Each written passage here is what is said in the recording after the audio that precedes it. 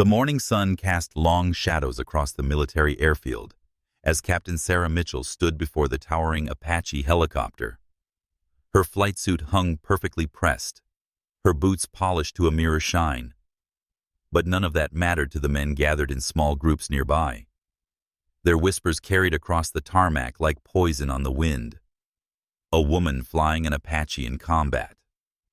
The very idea seemed absurd to them. Sarah had heard it all before. Every step of her military career had been marked by doubt and dismissal. From basic training to flight school, she had faced instructors who gave her the hardest tasks, hoping she would quit. She had endured classmates who refused to study with her, certain she would wash out anyway. Even now, after earning her wings and qualifying on the most advanced attack helicopter in the arsenal, the skepticism followed her like a shadow. The Apache AH-64 was not just any aircraft. It was a beast of war, weighing over 10,000 pounds and bristling with weapons that could turn the tide of battle. The helicopter required immense physical strength to control, especially in combat situations where split-second decisions meant the difference between life and death. The conventional wisdom said women lacked the upper body strength and the killer instinct needed to master such a machine. Sarah knew this belief ran deep in the military culture, passed down through generations of warriors who had never seen a woman prove otherwise. Her commanding officer, Colonel James Bradford, had made his position painfully clear during her assignment briefing. He sat behind his desk, his face carved from stone, as he explained that she would be placed in a support role. No direct combat missions, no high-risk operations, just transportation and reconnaissance, he said, as if those tasks were somehow more suitable for her gender. The words stung, not because they were harsh, but because they revealed the depth of his doubt in her abilities. But Sarah had not come this far to fly safe missions from the sidelines. Her father had been an Army pilot who died in service when she was 12 years old. She remembered sitting in his lap as a child, her small hands gripping the toy helicopter controls he had built for her. He used to tell her stories about flying, about the freedom and responsibility that came with taking a machine into the sky. When he died, something crystallized inside her. She would follow his path, no matter how many obstacles stood in her way. Flight school had been brutal. The physical demands pushed her body to its limits every single day. While her male counterparts relied on raw strength, Sarah learned to use technique and precision. She studied the mechanics of flight until she could visualize every hydraulic line and every rotor movement. She practiced emergency procedures until her responses became pure muscle memory. When others slept, she ran the simulators, programming in the most challenging scenarios she could imagine. The Apache became her obsession. She learned that the helicopter was not just about brute force, but about finesse and understanding. The aircraft responded to a pilot who knew its personality, who could feel its movements through their body and anticipate its needs. Sarah spent hours studying gun camera footage from combat veterans, analyzing their techniques and decisions. She read every after-action report she could access, building a mental library of tactics and situations. Her breakthrough came during an advanced training exercise in the Nevada desert. The scenario involved multiple targets, simulated enemy fire, and challenging terrain. Many of her classmates struggled with the complexity, their approaches too aggressive or too cautious. Sarah flew differently. She used the terrain to mask her approach, came in low and fast, and engaged each target with surgical precision. Her weapons accuracy scores were the highest in her class. Her fuel efficiency was remarkable. Most importantly, her decision-making under pressure impressed even the most skeptical instructors. Yet, here she stood, months after that triumph, still fighting to be taken seriously. Her unit was heading to a conflict zone, where Apache helicopters would play a crucial role in supporting ground forces. Everyone assumed Sarah would remain at the rear base, perhaps flying supply runs or medical evacuations. The assumptions infuriated her, but she kept her emotions locked away, knowing that any display of frustration would only confirm their biases. The other pilots in her unit treated her with polite distance. They were not openly hostile, but neither did they include her in their briefings or their informal strategy sessions. She was an outsider, tolerated but not trusted, but not. They would grab coffee together and discuss tactics, their voices falling silent when she approached. They would review mission footage in small groups, but somehow never thought to invite her. The isolation was sometimes harder to bear than the open skepticism. Master Sergeant Tony Rodriguez was different. The veteran crew chief had worked on Apaches for 15 years and had flown with dozens of pilots. He judged them not by their gender or their background, but by how they treated their aircraft and their crew. When Sarah first arrived at the unit, she had spent hours talking with him about the helicopter systems, asking questions that revealed her deep technical knowledge. Rodriguez appreciated that. He had seen too many hotshot pilots who thought they knew everything, only to make basic mistakes that endangered everyone. One evening, as Sarah performed her pre-flight inspection with meticulous care, Rodriguez approached her. His weathered face carried the experience of countless missions, and his eyes held a shrewd intelligence that missed nothing. He watched her check the rotor heads, examining each bolt and connection with careful attention. He saw how she ran her hands along the weapon systems, not just looking, but feeling for anything out of place. When she finished, he nodded slowly. The approval in that simple gesture meant more to Sarah than a dozen commendations. Rodriguez told her that in all his years, he had rarely seen a pilot with such attention to detail. He said that flying was not about strength or gender, but about respect for the machine and dedication to the mission. His words gave her a foundation of support in an environment that offered little encouragement. From that day forward, Rodriguez made it clear to anyone who would listen that Captain Mitchell was a pilot he would fly with any day. The night before the unit's deployment, Sarah sat alone in her quarters, staring at a photograph of her father in his flight suit. She thought about all the barriers she had overcome and all those that still remained. Tomorrow, they would fly to a forward operating base where real combat awaited. The test of her abilities would come not in a simulator or a training exercise, but in actual battle, where mistakes had permanent consequences. She knew that one error, one moment of hesitation, would be used as proof that women could not handle combat aviation. The pressure was immense, but Sarah had learned to channel pressure into focus. As she prepared her gear for the deployment, Sarah made a silent promise to herself and to her father's memory. She would prove that skill, dedication, and courage had no gender. She would show that an Apache pilot's worth was measured not by physical strength alone, but by intelligence, precision, and heart. The doubters would have their chance to see what she could do. She was ready to show them they had been wrong all along. The forward operating base sat like a scar on the desert landscape, surrounded by blast walls and watchtowers. Sarah's unit arrived during a sandstorm that turned the sky orange and reduced visibility to almost nothing. The harsh environment matched the hostile reception she faced. The ground commanders greeted the Apache pilots with relief, desperately needing air support for their embattled troops. But their enthusiasm dimmed when they learned one of the pilots was a woman.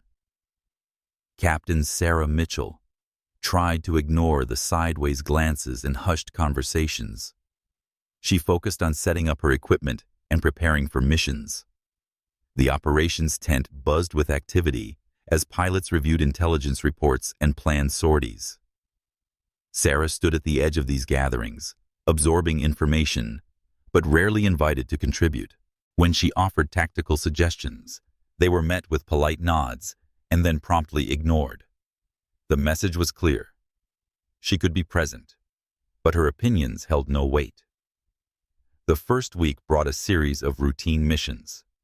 Sarah flew reconnaissance runs, circling over friendly positions while her male counterparts took the combat assignments. She watched from a distance as they engaged enemy positions. Their gun camera footage was reviewed each evening with great excitement. The other pilots would gather around screens, reliving their missions and celebrating successful strikes. Sarah sat apart, her own uneventful footage barely worth discussing. She felt like a spectator in her own military career. Colonel Bradford maintained his protective stance, assigning her only the safest missions. He justified it by saying he was following protocol, ensuring all pilots started with low-risk assignments. But Sarah noticed that the male pilots who arrived with her had already moved on to combat roles. She was being held back, wrapped in cotton wool, while her skills atrophied from underuse. The frustration built inside her like steam in a sealed container, but she maintained her professional composure, knowing that any complaint would be seen as weakness. Lieutenant Marcus Chen was one of the few pilots who treated Sarah with genuine respect. A skilled aviator himself, he had seen her training scores and recognized her abilities. During mission briefings, he would sometimes turn to her for input, valuing her tactical analysis. The other pilots seemed puzzled by this, as if Chen was humoring a child rather than consulting a fellow professional. But Chen persisted, and gradually, a few others began to pay attention when Sarah spoke. The turning point came on a scorching afternoon when intelligence reported enemy forces massing for an attack on a forward patrol base. The base housed 50 soldiers who would be overrun without immediate air support. Every available Apache was needed, and suddenly, Sarah's gender became less important than the firepower she could bring. Colonel Bradford had no choice but to include her in the mission roster. His face betrayed his reluctance as he briefed her, emphasizing that she should stay in a support position and not take unnecessary risks. Sarah felt her heart race as she conducted her pre-flight inspection. This was the moment she had prepared for her entire career.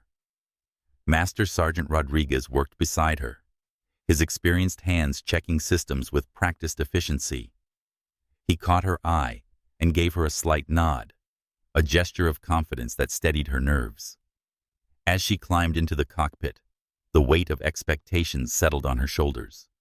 She knew that every decision she made today would be scrutinized, every action judged against impossible standards. The flight to the patrol base took them across the desert terrain, 4 Apaches flying in formation. Sarah flew as number 3, positioned to provide supporting fire, while the lead aircraft engaged primary targets. Through her helmet's display, she could see the tactical situation unfolding. Enemy forces had the patrol base surrounded on 3 sides, using the terrain to conceal their positions. The ground commander's voice crackled over the radio, urgent and desperate. They were taking heavy fire and needed the Apaches now. The lead aircraft dove toward the engagement, their chain guns roaring to life. Sarah watched the infrared display as enemy positions lit up under the attack. Her own weapons remained silent as she orbited the battlefield, waiting for her moment. Lieutenant Chen flew beside her, and she heard him call out additional targets on the radio. The coordination was complex, with multiple aircraft engaging threats while avoiding friendly positions. One wrong move could be catastrophic. Then Sarah saw it. On the eastern ridge, partially hidden in a rocky outcrop, was a group of enemy fighters setting up heavy weapons. From their position, they had a clear shot at the patrol base and at the Apaches making their gun runs. Sarah's tactical analysis kicked in immediately.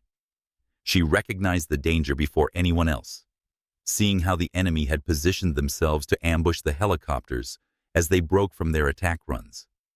If she did not act, those weapons would tear into her fellow pilots. Her training took over. Sarah broke formation without waiting for authorization, banking her Apache hard toward the eastern ridge. Colonel Bradford's voice exploded in her headset, demanding to know what she was doing. She ignored him, focusing entirely on the target. The enemy fighters were still setting up their weapons when Sarah came screaming over the ridgeline. She fired with precision, her rockets impacting exactly where she had aimed. The threat disappeared in a cloud of dust and debris, but the situation was far from over. As Sarah pulled up from her attack run, her warning system screamed. Someone was targeting her with anti-aircraft fire. Tracers arced through the air around her helicopter, bright lines of death seeking her aircraft. Sarah threw the Apache into a series of evasive maneuvers, using every trick she had learned in training. She dove toward the ground, using terrain to break the enemy's line of sight, then popped up in a different location to engage new targets. The radio erupted with voices. The other pilots had seen her attack and were now coordinating to support her. Lieutenant Chen called out enemy positions while the lead aircraft redirected their fire to cover Sarah's exposed position. The battle became a deadly dance, with the Apaches working together to suppress the enemy forces. Sarah's actions had not only eliminated a serious threat, but also revealed the enemy's true positions, allowing the entire flight to adjust their tactics.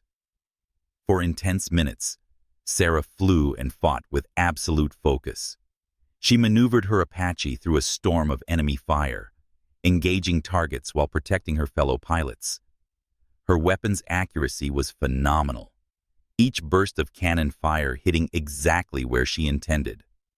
She used her helicopter's systems to their full potential, switching between thermal and optical views to identify threats that others missed. The Apache became an extension of her will, responding to her commands with deadly precision. When the enemy forces finally broke and retreated, the patrol base was secure. Sarah's fuel gauge showed she had just enough to make it back to base. Her hands were steady on the controls, but her body was drenched in sweat from the physical demands of combat flying. As the Apaches formed up for the return flight, the radio came alive with chatter. The ground commander was thanking them, his voice thick with emotion. His soldiers had been saved by the timely intervention of the air support. Back at the forward operating base, Sarah climbed out of her Apache on shaking legs. The adrenaline was wearing off, leaving her exhausted and drained. Master Sergeant Rodriguez was there immediately, his eyes bright with pride. He had monitored the entire mission on the radio and knew exactly what she had accomplished. As other pilots gathered around to review what had happened, Sarah prepared herself for criticism. She had broken formation and disobeyed orders, actions that could result in disciplinary measures. Instead, she found something unexpected in the faces around her. Lieutenant Chen was grinning, slapping her shoulder in congratulation. Even the lead pilot, who had always been coolly distant, nodded in acknowledgement of her skill. They had seen her fly and fight under the most demanding conditions possible. They had witnessed her tactical awareness save lives and her flying ability keep her alive in a deadly environment. The footage from her gun camera would tell the story of a pilot who had performed brilliantly when it mattered most. Colonel Bradford arrived at the flight line, his expression unreadable. Sarah braced herself for the reprimand she was certain was coming, but the colonel surprised her. After a long moment of silence, he simply asked her to walk with him. Away from the others, he told her that while her breach of protocol was concerning, her actions had undeniably saved lives. He admitted with obvious difficulty that she had proven herself in combat. It was not a complete acceptance, but it was a crack in the wall of skepticism that had surrounded her. That evening, as Sarah lay in her bunk, staring at the ceiling, she replayed the mission in her mind. She had proven something today, not just to others, but to herself. She could fly and fight with the best of them.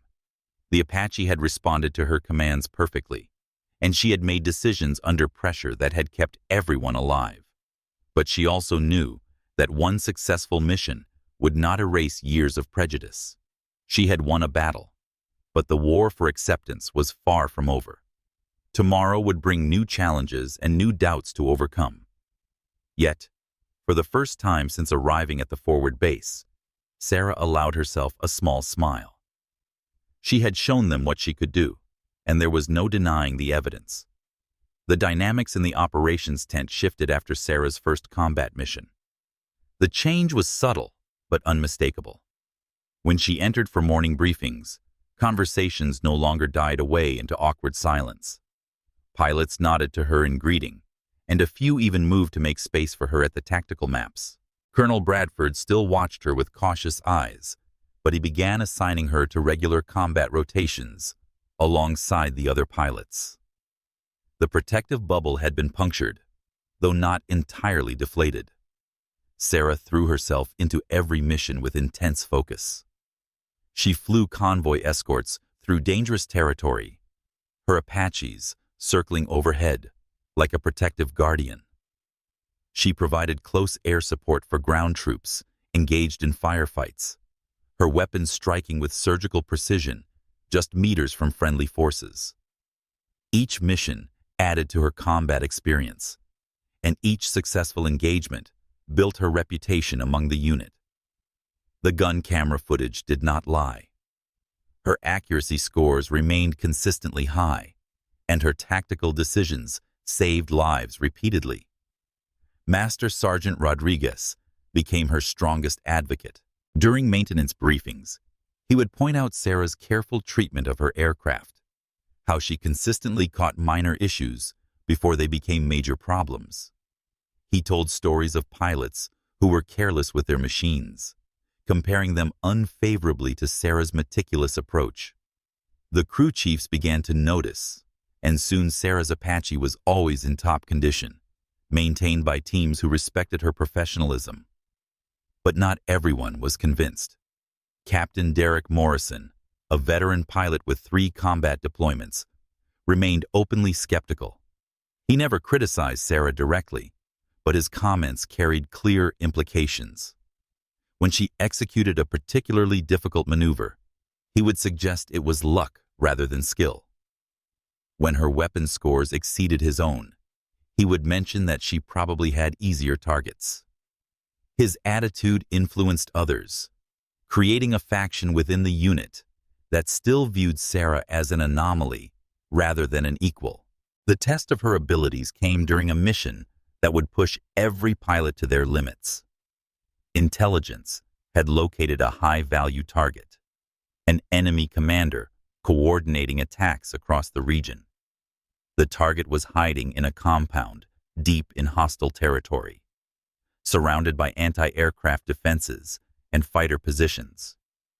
The mission required a night assault, flying low through mountain passes to avoid radar detection, then striking with overwhelming force before the enemy could react. It was the most dangerous type of operation an Apache could undertake. Colonel Bradford assembled his most experienced pilots for the mission briefing. Sarah listened as he outlined the plan, noting the numerous risks and challenges. The mountain passes were treacherous even in daylight, with turbulent winds and narrow passages that left little room for error. At night, with only thermal imaging and night vision systems to guide them, the difficulty multiplied exponentially. One mistake could send an Apache crashing into the mountainside. To Sarah's surprise, Colonel Bradford included her in the strike team. He explained that they needed 4 aircraft for the mission to succeed, and all 4 had to be flown by pilots capable of handling extreme conditions. His voice carried a note of reluctance, but also resignation. He had seen enough of Sarah's flying to know she could handle it. Captain Morrison's face darkened at the announcement, his jaw clenching in obvious disapproval. After the briefing, Morrison cornered the colonel, arguing that Sarah's inclusion was too risky for such a critical mission. Sarah overheard parts of their conversation. Morrison insisted that combat experience mattered more than training scores, that the mission was too important to use as a proving ground for female pilots. Colonel Bradford's response was firm but measured. He pointed out that Sarah had flown more combat missions in the past month than some pilots had flown in 6 months. Her performance had been consistently excellent, and her tactical awareness was among the best in the unit. If Morrison had concerns about any pilot's abilities, those concerns should be based on evidence, not prejudice. The exchange left Sarah feeling both validated and pressured. She had earned her place on the mission team through demonstrated skill, but she knew that any mistake she made would be magnified and used as proof that women did not belong in combat aviation. The stakes were impossibly high. She spent the afternoon studying maps and weather reports, memorizing every detail of the terrain they would cross. She reviewed footage from previous missions in the area, learning the patterns of enemy defenses and identifying potential threats. That evening, Lieutenant Chen found her in the hangar, studying her Apache systems for the 100th time. He sat down beside her, and for a moment, they were silent. Then he told her something that shifted her perspective. He said that every combat pilot carried the same fear she was feeling, the worry that one mistake would cost lives.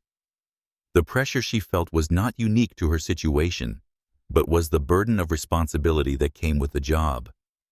The difference was that she had to prove herself repeatedly while others were given the benefit of the doubt. It was unfair, he acknowledged, but she had already shown she could handle it. His words steadied her. Sarah realized she had been so focused on proving herself to others that she had lost sight of why she became a pilot. It was not about validation or acceptance.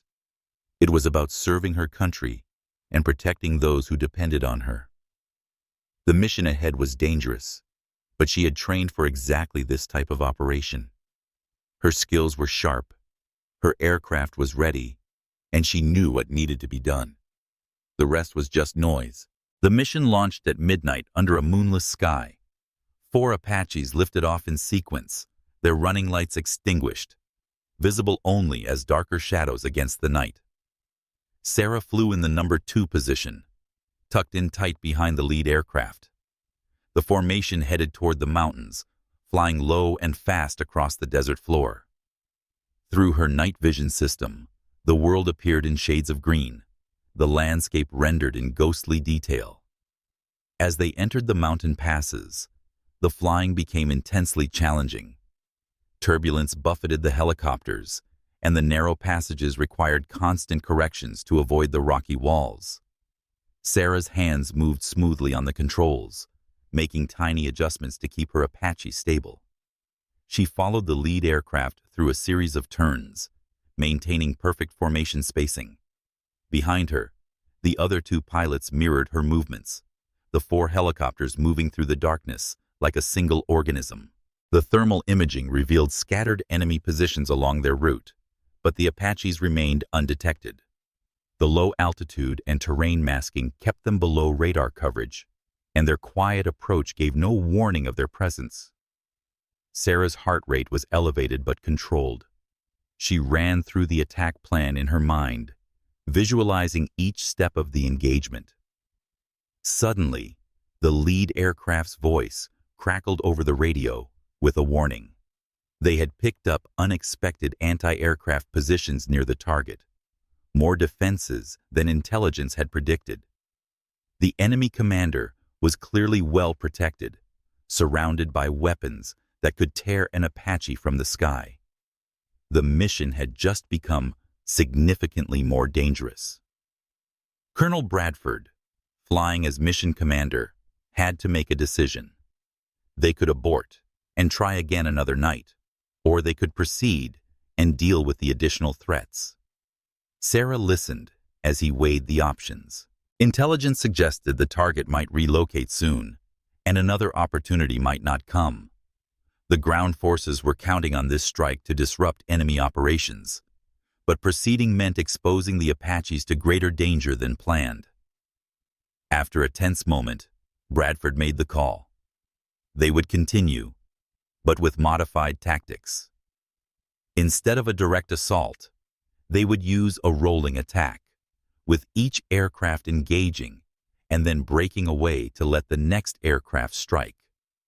It would be more complex and require perfect timing, but it would reduce their exposure to enemy fire. Sarah acknowledged the order along with the other pilots. The formation shifted, spreading out to prepare for the new approach. As they crested the final ridge before the target area, Sarah could see the compound through her thermal sights. It was a sprawling complex of buildings surrounded by defensive positions. Anti-aircraft guns were positioned at each corner, their barrels sweeping the sky for threats. Ground forces moved between buildings, unaware of the death approaching from the darkness. The lead Apache initiated the attack, diving toward the compound with weapons blazing. Rockets streaked through the night, impacting with devastating accuracy. The enemy responded immediately, anti-aircraft fire lighting up the sky. Sarah pulled her Apache through a punishing turn as tracers streaked past her cockpit. The compound below had erupted into chaos, with explosions lighting up the night and enemy forces scrambling for cover. She leveled out and checked her systems. Everything was green. Her heart pounded, but her hands were steady. The third Apache was beginning its attack run, and she needed to reposition for another pass. The mission was going well, but it was far from over. Through her thermal display, Sarah watched the third aircraft, flown by Captain Morrison, begin his dive toward the target. His approach was aggressive, coming in fast and steep. She saw his weapons fire, rockets impacting near the main building where intelligence suggested the high-value target was hiding. But Morrison's angle was too steep, his speed too high. He was putting himself in the worst possible position, exposed to every anti-aircraft gun in the compound. The enemy fire intensified, converging on Morrison's Apache. Sarah saw it immediately, the convergence of multiple weapons tracking his aircraft. She keyed her radio to warn him, but Morrison was already committed to his attack. Then disaster struck.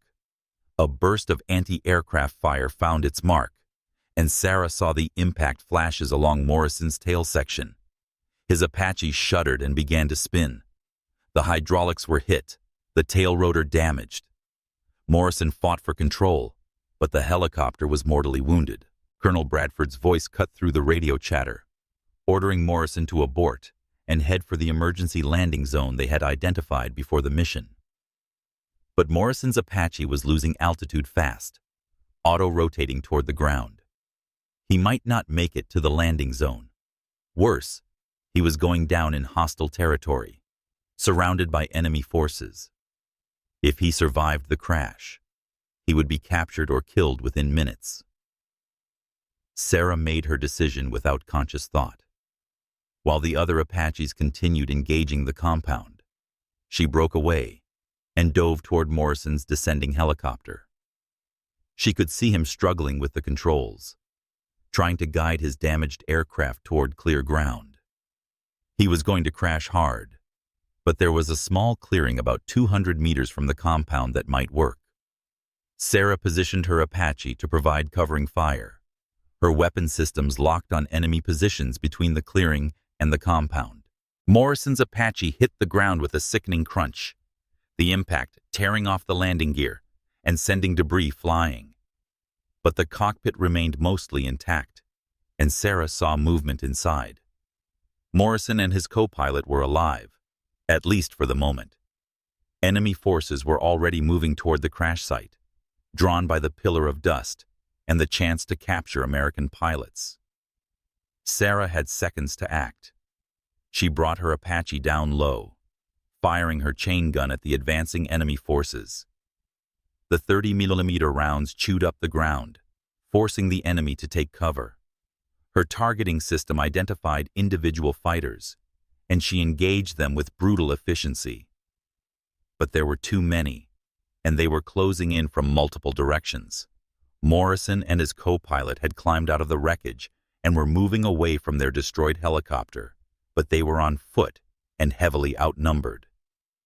Colonel Bradford's voice came over the radio, ordering Sarah to pull back. The mission was compromised, and losing another Apache would be catastrophic.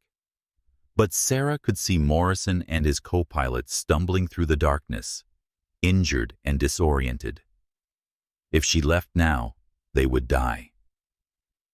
She thought of all the times Morrison had doubted her, questioned her abilities, argued against her inclusion in missions.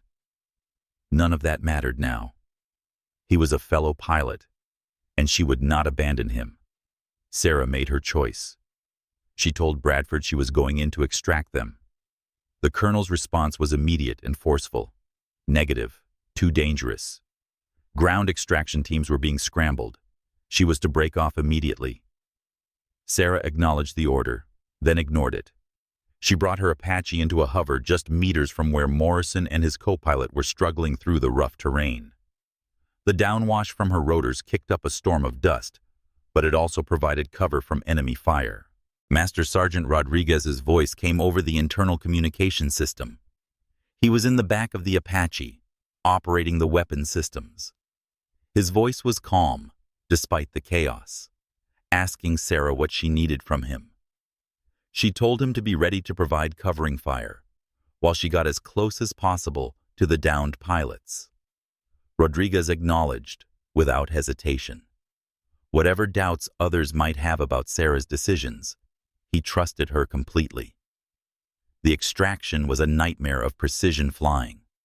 Sarah had to hover at the absolute limit of her helicopter's capabilities, using every bit of skill to keep the aircraft stable in the turbulent air near the ground.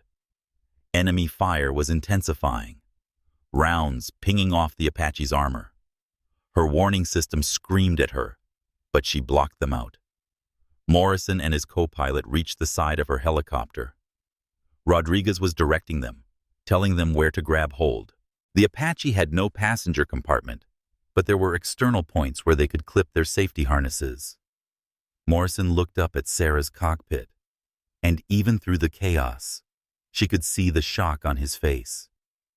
The pilot he had dismissed, the woman he had argued should not be on combat missions, was risking everything to save him. His co-pilot was already securing himself to the helicopter's exterior. Morrison hesitated for just a moment, then followed suit.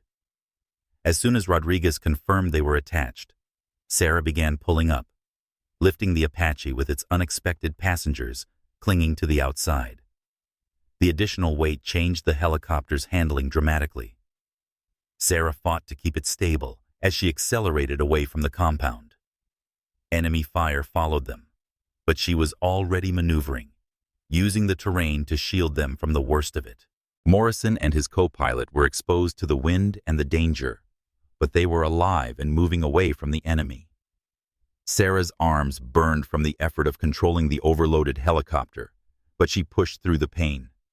Colonel Bradford was coordinating the other Apaches to provide cover for Sarah's withdrawal. Lieutenant Chen positioned his aircraft to draw enemy fire, while Sarah gained altitude and speed. The teamwork was seamless, pilots working together to ensure everyone made it out. Sarah's Apache climbed slowly, struggling with the extra weight, but gradually putting distance between them and the hostile forces below. The mission to eliminate the high-value target had become a rescue operation. But the important thing was bringing everyone home. The flight back to base was tense. Sarah had to fly carefully, aware that any aggressive maneuver might dislodge Morrison or his co-pilot from their precarious perches. Her fuel was running low from the extended time over the target area, and the additional drag from the external passengers was not helping. She calculated the distance to base, ran the numbers on fuel consumption, and realized it would be extremely close. There was no margin for error, no fuel for a second approach if she misjudged the landing. As they crossed back into friendly territory, Sarah felt some of the tension ease. They were not safe yet, but at least they were out of immediate danger. She could hear Morrison on the radio, using his emergency locator beacon to communicate with the flight. His voice was strained, but he was thanking her. The words were clearly difficult for him to speak. Sarah did not respond, focused entirely on getting them back safely. The gratitude could wait until they were on the ground. The forward operating base came into view, its lights a welcome sight in the darkness. Sarah lined up for her approach, keenly aware that landing with Morrison and his co-pilot on the exterior would require absolute precision. Too fast, and they could be injured by the impact. Too slow, and she risked losing control of the overloaded aircraft. She called for emergency vehicles to be ready, knowing that both men might need medical attention immediately upon landing. The touchdown was gentle, one of Sarah's best landings ever. As soon as the Apache settled onto the tarmac, ground crews rushed forward to help Morrison and his co-pilot dismount from the helicopter's exterior. Both men were battered and exhausted, but remarkably intact given what they had been through. Medical personnel examined them while Sarah went through her shutdown procedures, her hands trembling slightly now that the adrenaline was wearing off. When Sarah finally climbed out of her cockpit, she found Colonel Bradford waiting for her.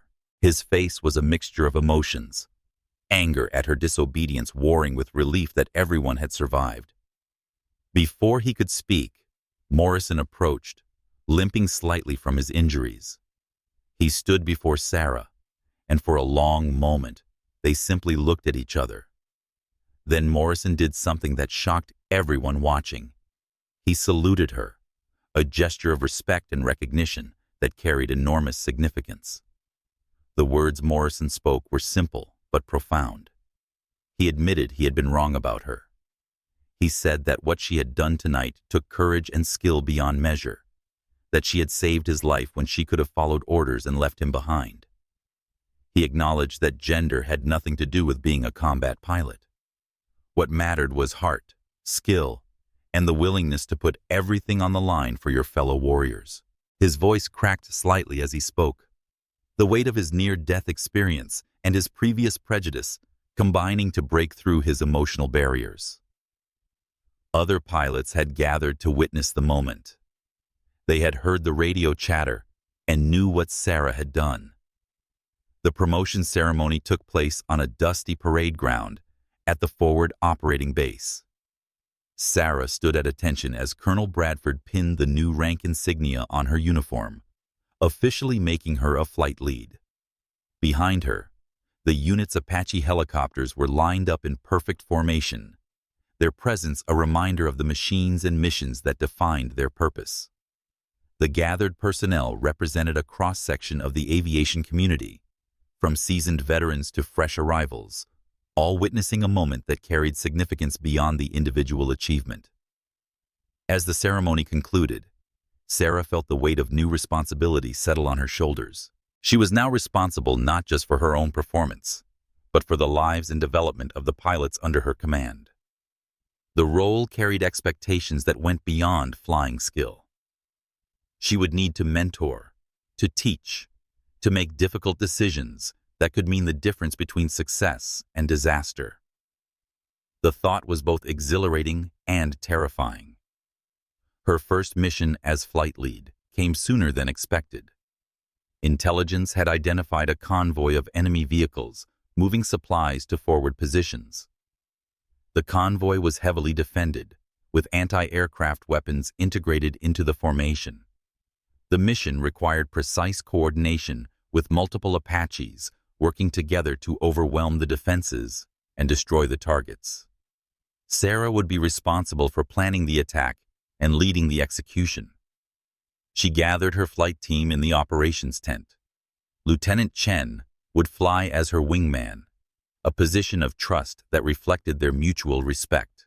Two other pilots, both experienced but younger than Sarah, would complete the 4-aircraft formation. As she briefed the mission, Sarah was acutely aware of the scrutiny. Some were watching to see if she truly deserved her position, while others were genuinely interested in learning from her tactical approach. She pushed aside the self-consciousness and focused on the task. Sarah's planning was meticulous. She identified multiple approach routes, analyzing the advantages and risks of each option. She assigned specific targets to each aircraft, ensuring that their weapons would be used most effectively. She established communication protocols and contingency plans for various scenarios. The briefing was thorough without being overwhelming, detailed without losing sight of the main objectives. When she finished, the other pilots nodded their understanding, their questions indicating they had absorbed the information and were ready to execute. The mission launched in the afternoon, 4 Apaches lifting off into a clear sky. Sarah led the formation toward the target area, her senses alert for any sign of trouble. The intelligence estimates had been accurate, and they spotted the convoy moving along a desert road exactly where predicted.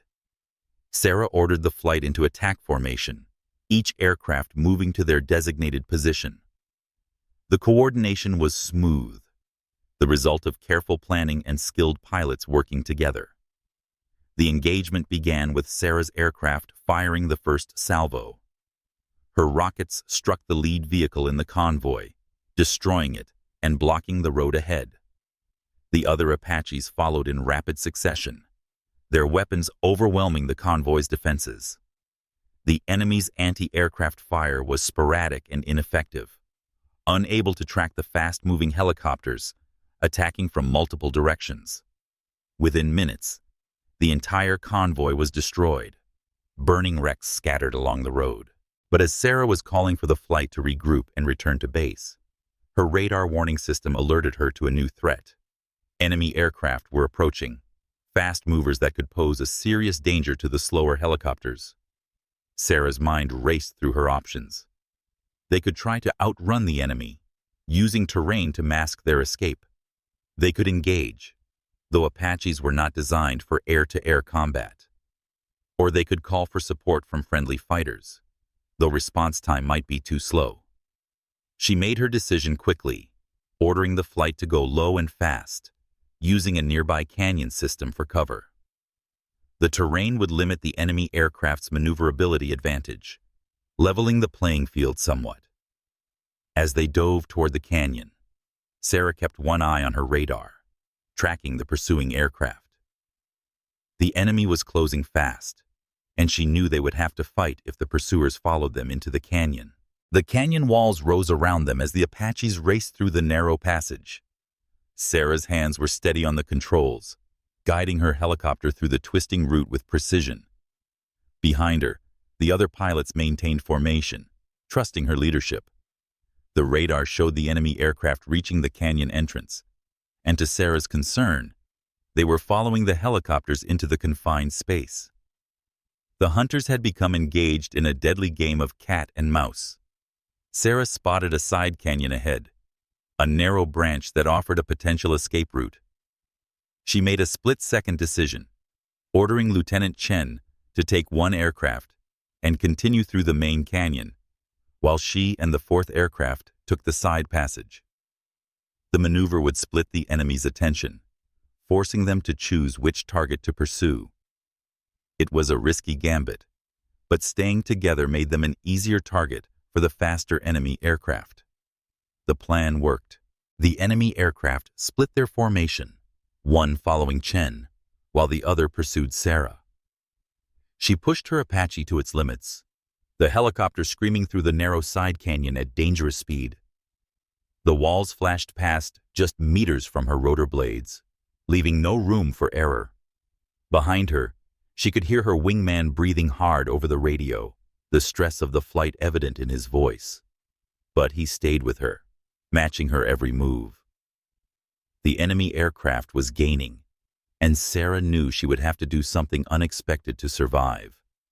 She spotted a sharp turn ahead, where the canyon branched again. Instead of turning, she brought her Apache to a sudden hover, using the canyon wall to mask her position. The enemy aircraft shot past, unable to stop or turn quickly enough in the confined space.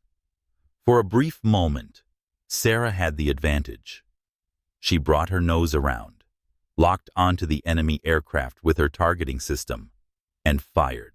The Apache's weapons were not ideal for air-to-air combat, but at close range in a confined space, they were devastating.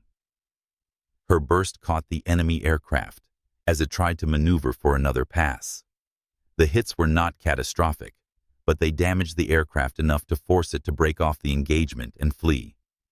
Sarah did not pursue, instead calling for her wingman to reform and heading for the rendezvous point where the flight would regroup. Lieutenant Chen and his wingman were waiting at the rendezvous, both aircraft intact and crews unhurt. They too had managed to evade their pursuer using similar tactics of terrain masking and sudden maneuvers. As the four Apaches formed up and headed home, Sarah felt a surge of pride in her team. They had completed the primary mission, destroyed the enemy convoy, and survived an unexpected aerial engagement. The success was a testament to good planning, skilled flying, and teamwork. Back at base, the mission debrief became an impromptu teaching session. Other pilots gathered to hear about the aerial engagement, eager to learn from Sarah's experience. She walked them through her decision-making process, explaining why she had chosen to split the flight and how she had used the terrain to overcome the enemy's speed advantage. The discussion was animated, with pilots offering their own observations and suggestions. Sarah encouraged the dialogue, knowing that shared knowledge made everyone better. Master Sergeant Rodriguez pulled her aside after the debrief. His weathered face showed concern mixed with pride. He told her that word of her aerial engagement was spreading quickly, adding to her growing reputation. But he cautioned her about the burden of expectations that came with success. People would look to her as a symbol, expecting her to be perfect in every situation. The pressure could be crushing if she let it become more important than the work itself. His advice was to stay focused on the mission and the people she served with, to remember why she became a pilot in the first place. That evening, Sarah received an unexpected communication. It was a message from a young woman attending the Air Force Academy, someone she had never met. The woman wrote that Sarah's story had inspired her to pursue combat aviation, a dream she had been told was unrealistic for someone of her gender. She thanked Sarah for proving that women could excel in the most demanding roles, for opening doors that had been closed for so long. The message moved Sarah deeply, reminding her that her struggles and successes had meaning beyond her personal ambitions. Sarah spent time crafting her response, wanting to provide encouragement without sugarcoating the challenges ahead. She wrote about the obstacles she had faced, the doubters she had encountered, the moments of doubt she had experienced herself.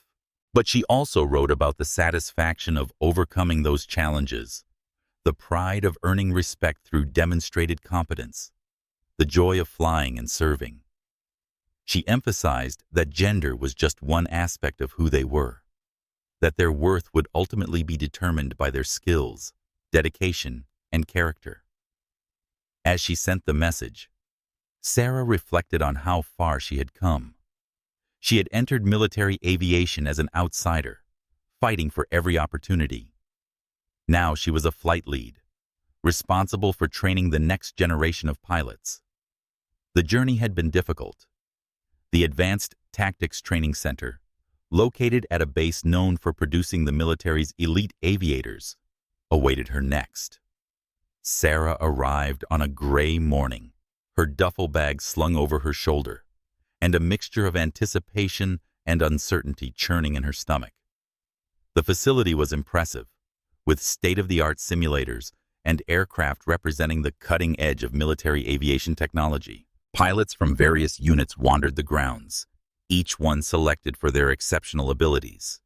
Sarah was entering a community of the best, where her previous accomplishments would be just the baseline for entry. The initial briefing made clear the program's intensity. They would be developing new tactics for Apache operations, testing theories in simulators and live exercises, pushing the boundaries of what the helicopter could achieve. The instructors were legends in the aviation community, pilots whose names were spoken with reverence. They evaluated Sarah with the same critical eye they applied to everyone, searching for any weakness that might compromise the program's mission. She met their scrutiny without flinching, knowing her record would speak for itself. The other students in the program represented a cross-section of military aviation excellence. There were pilots with decades of experience and younger aviators who had risen rapidly through exceptional performance. Sarah was the only woman in the program, a fact that did not surprise her, but did create a familiar sense of isolation. The initial interactions were polite but distant, the other pilots reserving judgment until they could evaluate her abilities directly. The first week consisted of intensive simulator training. They flew scenarios that pushed helicopters and pilots to their absolute limits, testing new tactical approaches in controlled environments. Sarah approached each session with focused intensity, applying everything she had learned from combat experience and previous training. Her performance was solid, demonstrating both technical skill and tactical awareness. But she knew that simulator results, however impressive, would not be enough to earn genuine respect in this environment. The breakthrough came during a particularly challenging exercise. The scenario involved a deep penetration mission into heavily defended territory, requiring precise navigation, perfect timing, and seamless coordination between multiple aircraft. Several students had attempted the scenario and failed, their approaches too aggressive or too cautious. When Sarah's turn came, she took a moment to analyze the problem from a different angle, looking for solutions others might have missed.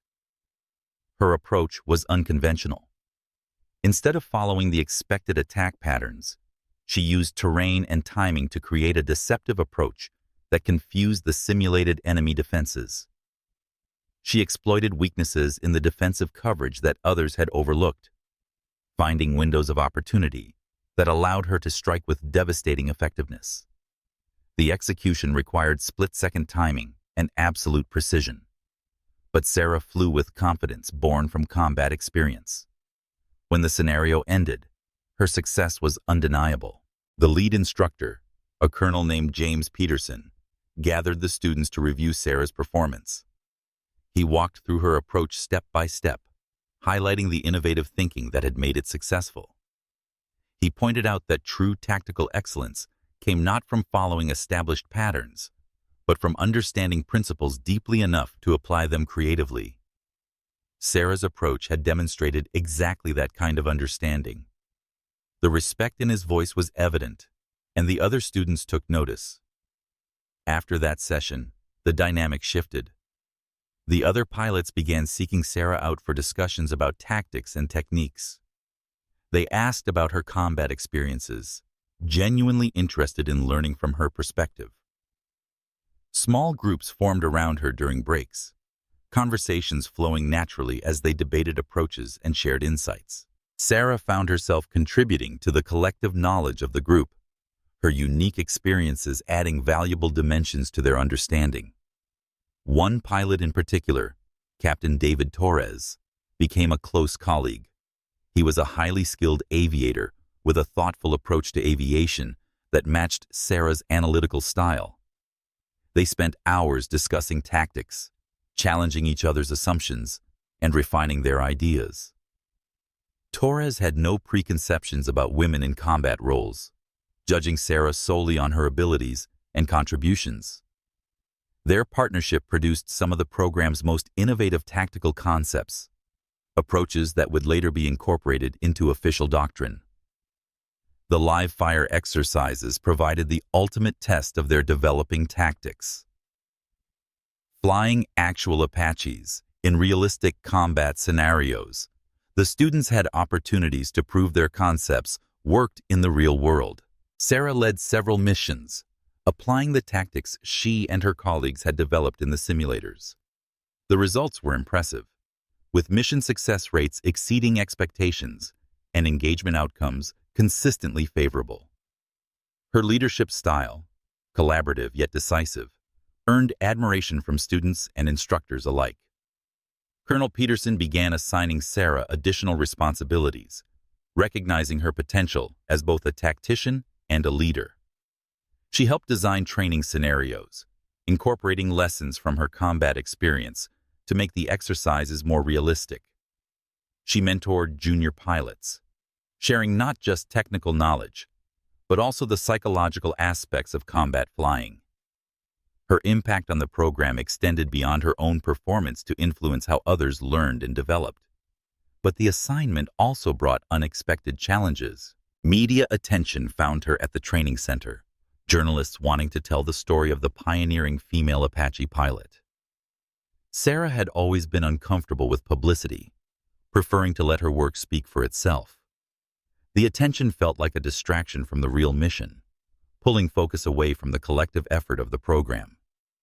She declined most interview requests, wanting to be seen as a pilot first, rather than a symbol or a novelty. The pressure of representation weighed on her in ways that male pilots never experienced. Every mistake she made seemed magnified, potentially reinforcing stereotypes about women in combat. Every success carried the burden of proving that her previous achievements were not flukes. Sarah found herself working longer hours, studying more intensely, flying with extra caution to avoid any error that might be used against her or against other women seeking similar opportunities. The constant vigilance was exhausting. One evening, Colonel Peterson called her to his office for a private conversation. He had observed the pressure she was under and recognized the additional burden she carried.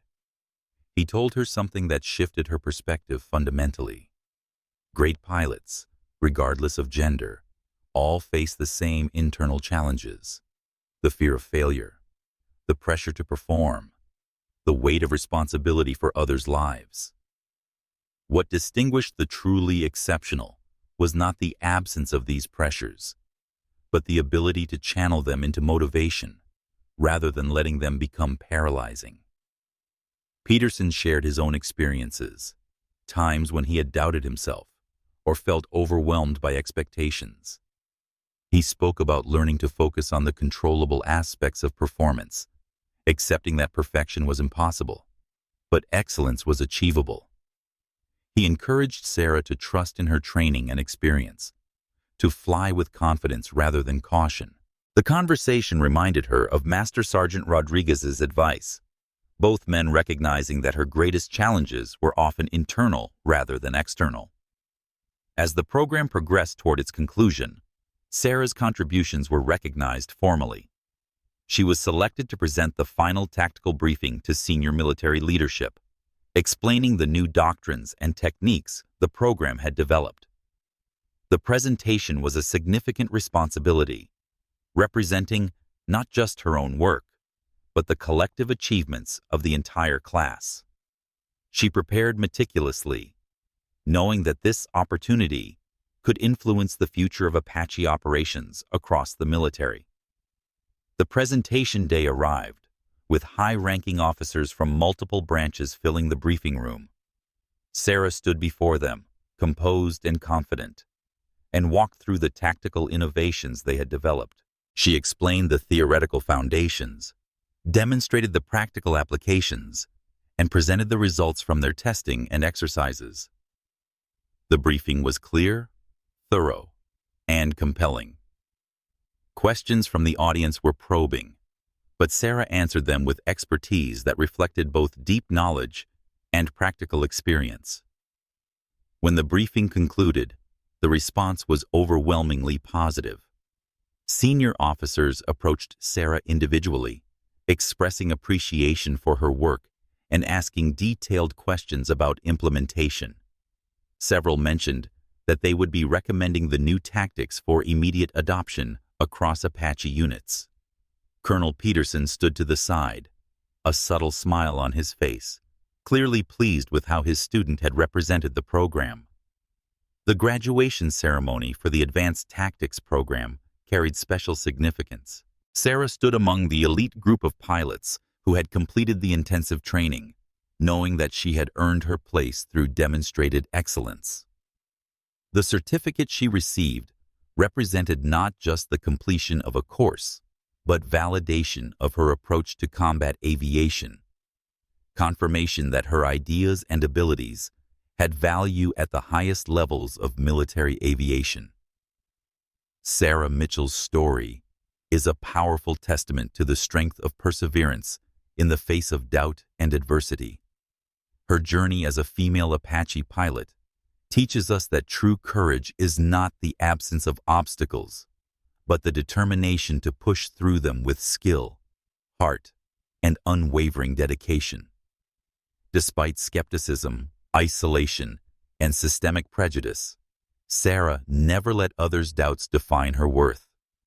Instead, she channeled her challenges into focus, mastering the Apache helicopter with precision and proving her capabilities in the crucible of combat. Her actions, risking her life to save her fellow pilots, show that heroism transcends gender, rooted in the willingness to act selflessly for the greater good. This lesson resonates deeply.